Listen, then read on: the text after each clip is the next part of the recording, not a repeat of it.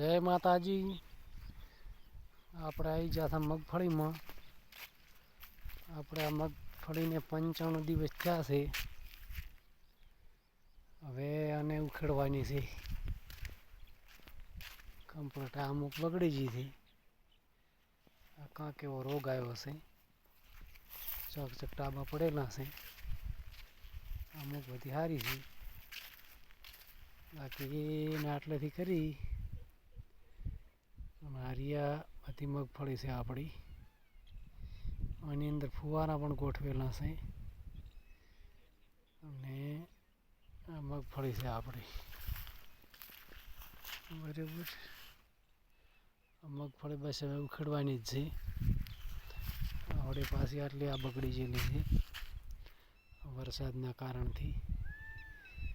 બાકી હવે વરસાદ ના આવે ને તો મગફળી ઉખેડવાની છે, ને કે આવ્યો તો આમ